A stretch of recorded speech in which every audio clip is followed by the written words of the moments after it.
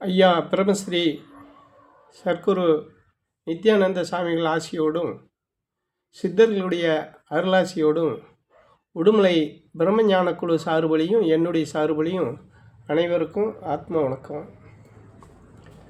சித்தர்களில் எத்தனை வகை அப்படின்னு கேட்குறாங்க. அது அப்படி இத்தனை வகைதான்னு சொல்லிட முடியாது. நிறையா எண்ணில் அடங்காத அளவுக்கு சித்தர்கள் இருக்காங்க.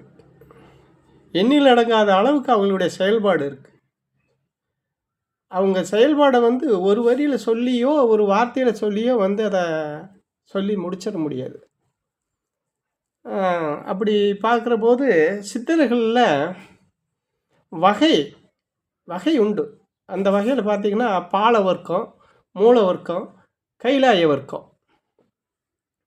இப்படி வகை இருக்குது. அந்த இதில் பார்த்திங்கன்னா கைலாய வர்க்கம் அப்படிங்கிறது அகத்தியரை குருவாக ஏற்றுக்கிட்டவங்க கைலாய வர்க்கம்.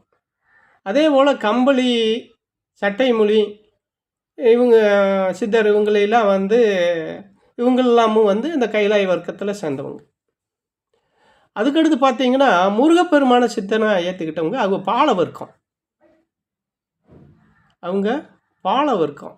அவங்க எப்படின்னு கேட்டிங்கன்னா விந்தை யோக முறைக்கு பயன்படுத்தி விந்தை வீணடிக்காமல் விந்தை சக்தியாக உருவாக்கி அந்த சக்தியை சுவீகரித்து அதில்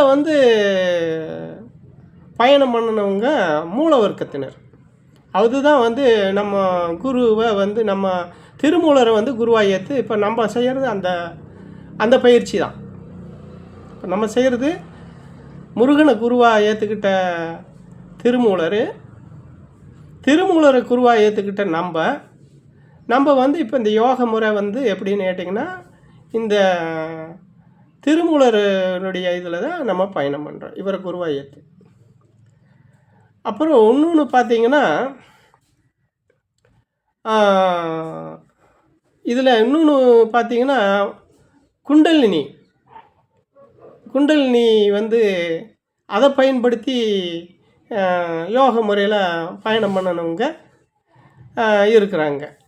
அதுவும் இல்லாமல் இன்னொன்று பார்த்திங்கன்னா இரும்பை தங்கமாக்கிறது, பொண்ணாக்கிறது. அப்புறம் அதுக்கு எப்படின்னு கேட்டிங்கன்னா ரசவாத சித்தர்கள் அப்படின்னு சொல்லுவாங்க. அந்த ரசவாத சித்தர்கள் அப்படின்னு சொன்னால் மலையை அதுக்கடுத்து பார்த்திங்கன்னா நியமம்னதுலேயும் அதில் வரும். இதெல்லாம் அந்த 8 சித்துக்கள், அட்டமா சித்து 8 சித்து இருக்குது. அந்த 8 சித்துக்களில் இதுக்கு சரியான விளக்கம் அதில் வருது, அதில் பார்க்கலாம். அதில் அந்த இதில் பார்த்திங்கன்னா கடுகை மலையாக்க முடியும், மலையை கடுகாக்க முடியும், ஒரு இடத்துலேருந்து ஒரு இடத்துக்கு போக முடியும். அப்போ இப்படிலாம் போகக்கூடிய அளவுக்கு ஒரு ஒவ்வொருத்தரும் ஒவ்வொரு பயிற்சி, ஒவ்வொரு யோக முறையில் தலை சிறந்தவங்களாம் இந்த அண்டவெளியில் இருக்கக்கூடிய அத்தனையுமே ஆராய்ஞ்சு அதில் இருக்கக்கூடிய எல்லளவு பொய் இல்லாத, கற்பனை இல்லாத மெய்யான உண்மையை, அதாவது சத்தியமான உண்மையை இந்த உலகத்துக்கு சொல்லி இந்த உலகத்தில் இருக்கக்கூடிய ஜீவராசிகள் நல்ல முறையில் வாழணுங்கிறதுக்காக அவங்களாம் பட்ட பாடு கொஞ்சம் நெஞ்சம் இல்லை. இப்போ அதெல்லாம் ஒவ்வொருத்தருக்கும் ஒவ்வொரு திறமை. இப்போ பொதுவாக சொல்லுவாங்க 18 சித்தர் தானே சொல்கிறாங்க அப்படின்னு. இப்போ கூட அப்படியே கேட்டாங்க, 18 சித்தர் தானே? 18 சித்தரில் இல்லை, கோடிக்கணக்கான சித்தர் இருக்கிறாங்க. 18 சித்தருங்கள 18 என்னை பொறுத்தளவு நான் என்ன சொல்கிறேன்னா 18 சித்தர்கள் இல்லை, கோடிக்கணக்கான சித்தர், கோடிக்கணக்கான ஆளுமை, கோடிக்கணக்கான விஷயங்களை இந்த மண் உலகுக்கு தந்துட்டு போயிருக்கிறாங்க.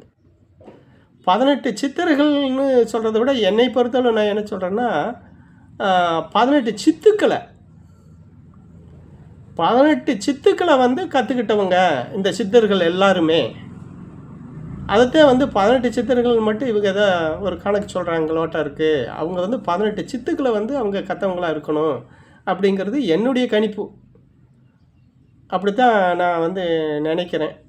அதில் உண்மையும் இருக்கலாம், பொய்யாகவும் இருக்கலாம். அது வந்து அது எப்படின்னு தெரியல. ஆனால் எனக்கு அப்படித்தான் தோணுது. ஏன்னா அப்படி பார்க்க போனால் நிறையா சித்தர்கள் இருக்கிறாங்க இல்லையா, அதனால சொல்ல வரேன் நான். அதனால் வந்து உங்களுக்கு வகைப்படுத்தினா ஊருப்பட்ட இன்னும் வகைகள் நிறையா இருக்குது. இன்னும் சொல்லப்போனால் நிறைய சொல்லிக்கிட்டே போகலாம்.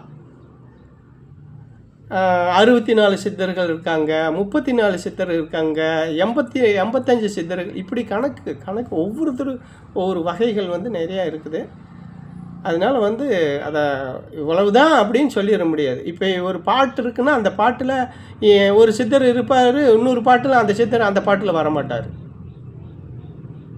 அப்போ இப்படிலாம் இருக்குது. பாட்டிலேயே வந்து என்ன இந்த பாட்டில் அவர் சித்தர் இந்த சித்தர் வரலையே அப்படின்லாம் கூட சொல்லுவோம். அதனால் வந்து இதை வந்து இவ்வளவுதான் அப்படின்னு சொல்லிட முடியாது.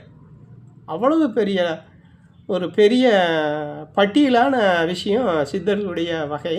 அதனால் வந்து அவ்வளோ சீக்கிரம் அதை வந்து கம்மியாக இவ்வளோதான் மதிப்பீடு போட்ட முடியாது. அதனால் வந்து இதில் நிறைய வகைகள் உண்டு அப்படிங்கிறது தான் உங்களுக்கு வந்து சொல்ல வேண்டியதாக இருக்குது. அனைவருக்கும் ஆத்ம வணக்கம்.